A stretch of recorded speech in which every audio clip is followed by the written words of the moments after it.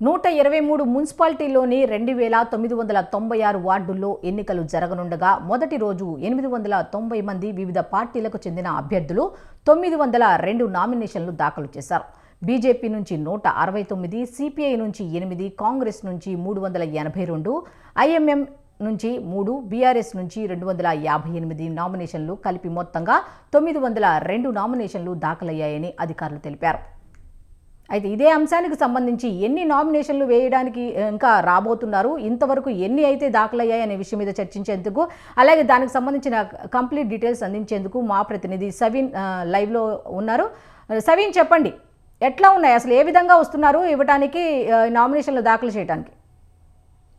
రాష్ట్రంలో మున్సిపల్ ఎన్నికల కోలాహలం మొదలైందని చెప్పుకోవచ్చు. రాష్ట్రంలో 116 మున్సిపాలిటీలతో పాటు 7 మున్సిపల్ కార్పొరేషన్లకు ఫిబ్రవరి 11వ తేదీన ఎన్నికలు జరగబోతున్నాయి. ఫిబ్రవరి 13వ తేదీన ఎన్నికల ఫలితాలు రాబోతున్నాయి. దీనికి సంబంధించి ఇప్పటికే అన్ని రాజకీయ పార్టీలు నామినేషన్లు వేయడానికి రెడీ అవుతున్నాయి. కేవలం 3 రోజులు మాత్రమే నామినేషన్లు వేసేందుకు రాష్ట్ర ఎన్నికల సంఘం అవకాశం ఇచ్చింది. కాబట్టి అన్ని రాజకీయ పార్టీలు ప్రధానంగా నామినేషన్లు వేయడంపైనే దృష్టి సారించాయని చెప్పుకోవచ్చు. ప్రధానంగా తొలి రోజు అన్ని రాజకీయ పార్టీలు, ఇతర స్వతంత్ర అభ్యర్థులు కలిపి మొత్తం 902 నామినేషన్లు దాఖలైనట్లుగా రాష్ట్ర ఎన్నికల సంఘం ప్రకటించింది. ముఖ్యంగా ఇందులో అత్యధికంగా అధికార కాంగ్రెస్ పార్టీ నుంచి నామినేషన్లు దాఖలయ్యాయి. ముఖ్యంగా కాంగ్రెస్ పార్టీకి సంబంధించి 382 నామినేషన్లు దాఖలు కాగా, ప్రధాన ప్రతిపక్షం బీఆర్ఎస్ నుంచి 258, బీజేపీ నుంచి 169, అదేవిధంగా సిపిఎం 8, బీఎస్పీ 7, ఎంఐఎం 3 నామినేషన్లు వేశారు. అదేవిధంగా స్వతంత్ర అభ్యర్థులు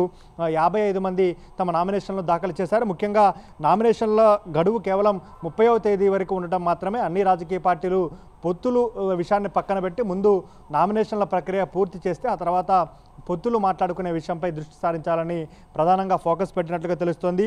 30వ తేదీ నామినేషన్లకు చివరి రోజుగా ఉంది. 31వ తేదీన నామినేషన్ల స్క్రూటినీ ఉండబోతోంది. ఇక ఫిబ్రవరి 3వ తేదీ నామినేషన్ల ఉపసంహరణకు అవకాశం ఉంది. కాబట్టి ఈలోగా మొత్తం నామినేషన్ల ప్రక్రియ పూర్తి చేసి ఆ తర్వాత వివిధ రాజకీయ పార్టీలతో పొత్తులు కుదుర్చుకొని నామినేషన్ల విత్డ్రా చేసుకొని ఎన్నికల ప్రచారంలోకి దిగాలనేది రాజకీయ పార్టీల వ్యూహంగా మనకు కనపడుతోంది. ప్రచారానికి కూడా కేవలం 6 రోజులు మాత్రమే సమయం ఉండడంతో అన్ని రాజకీయ పార్టీలు ప్రధానంగా మున్సిపల్ ఎన్నికలపైనే ఫోకస్ చేసినట్లుగా మనకు కనపడుతోంది. ముఖ్యంగా అధికార కాంగ్రెస్ పార్టీ ఎన్నికలను అత్యంత ప్రతిష్టాత్మకంగా తీసుకుంది. ముఖ్యంగా ఎమ్మెల్సీలు, అదేవిధంగా ఎమ్మెల్యేలు, ఎంపీలకు ప్రత్యేకంగా టాస్క్ ఇవ్వడంతో పాటు నూతనంగా ఎన్నికైన డీసీసీ అధ్యక్షులతో పాటు జిల్లా ఇన్ఛార్జ్ మంత్రులు ఎవరైతే ఉన్నారో వారు మున్సిపాలిటీలు, మున్సిపల్ కార్పొరేషన్లో ఎన్నికల గెలుపు బాధ్యతను వారికి అప్పగించారు. సీఎం రేవంత్ రెడ్డితో పాటు పీసీసీ అధ్యక్షుడు మహేష్ కుమార్ గౌడ్, ఏఐసీసీ ఇన్ఛార్జ్ మీనాక్షి నటరాజన్ ప్రత్యేకంగా మున్సిపల్ ఎన్నికలపై ఫోకస్ పెట్టి ఎప్పటికప్పుడు క్షేత్రస్థాయిలో ఉన్న పరిస్థితులను ఆరా తీస్తున్నారు. ఇక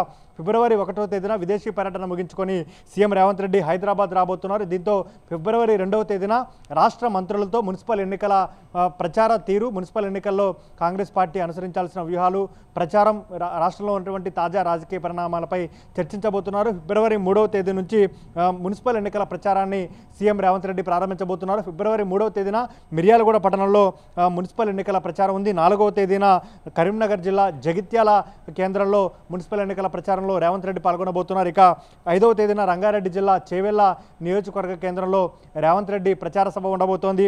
6న భూపాలపల్లి, 7వ తేదీన మెదక్, 8వ తేదీన నిజామాబాద్లో రేవంత్ రెడ్డి ప్రచారం చేయబోతున్నారు. ఇక మున్సిపల్ ఎన్నికల్లో అంటే కాంగ్రెస్ పార్టీ అధికారంలోకి వచ్చిన తర్వాత లోక్సభ ఎన్నికలు జరిగాయి. లోక్సభ ఎన్నికల్లో 8 లోక్సభ స్థానాలు గెలిచింది. సికింద్రాబాద్ కంటోన్మెంట్తో పాటు జూబ్లీహిల్స్ ఉప ఎన్నికల్లో కాంగ్రెస్ పార్టీ గెలిచింది. ఇక గ్రామ పంచాయతీ ఎన్నికలు జరిగాయి. గ్రామ పంచాయతీ ఎన్నికల్లో మెజార్టీ స్థానాలు మేమే గెలిచామంటూ కాంగ్రెస్ పార్టీ చెబుతుంది. గ్రామ పంచాయతీ ఎన్నికలు రాజకీయ పార్టీల గుర్తులతో ఉండవు, ఇండిపెండెంట్ గుర్తులతో ఉంటాయి. కాబట్టి గ్రామ పంచాయతీ ఎన్నికలు ఒక ప్రత్యేక కేటగిరీ కింద ఉంటాయి. కానీ ఇప్పుడు మున్సిపల్ ఎన్నికలు అనేది రాజకీయ పార్టీల గుర్తులతో జరుగుతున్నాయి. కాంగ్రెస్ పార్టీ అధికారంలోకి వచ్చిన తర్వాత అర్బన్ ఓటరు నాడు ఏ విధంగా ఉంది అనే దానిపైన ఈ ఎన్నికల ఫలితాలు స్పష్టం చేయబోతున్నాయి. కాబట్టి మున్సిపల్ ఎన్నికల్లో గెలుపొందడమే లక్ష్యంగా కాంగ్రెస్ పార్టీ ముందుకు వెళ్తుంది. మరోవైపు ప్రధాన ప్రతిపక్షం బీఆర్ఎస్ పార్టీ కూడా మున్సిపల్ ఎన్నికలకు సంబంధించి 116 మున్సిపాలిటీలు, 7 కార్పొరేషన్లకు ప్రత్యేకంగా ఇన్ఛార్జీలను ప్రకటించింది. బీఆర్ఎస్ పార్టీ వర్కింగ్ ప్రెసిడెంట్ కేటీఆర్తో పాటు మాజీ మంత్రి హరీష్ రావు బీఆర్ఎస్ పార్టీ తరఫున ప్రచారం చేయబోతున్నారు. దీనికి సంబంధించి ఇప్పటికే బీఆర్ఎస్ అధినేత కేసీఆర్ బీఆర్ఎస్ పార్టీ ముఖ్య నేతలకు దిశానిర్దేశం చేశారు. మరోవైపు మరోవైపు మున్సిపల్ ఎన్నికలకు సంబంధించి ఇతర రాజకీయ పార్టీలు సిపిఎం సిపిఐ పార్టీతో పాటు ఎంఐఎం అదేవిధంగా ఓకే. ఇతర ఇండిపెండెంట్ అభ్యర్థులు అదేవిధంగా తెలంగాణ జాగృతి ఆల్ ఇండియా ఫార్వర్డ్ బ్లాక్ గుర్తుతో పోటీ చేయబోతున్నట్లుగా తెలుస్తోంది. మొత్తానికైతే మున్సిపల్ ఎన్నికల హడావుడి కోలాహలం మాత్రం రాష్ట్రంలో మొదలైందని చెప్పుకోవచ్చు. Okay, thank you సవిన్.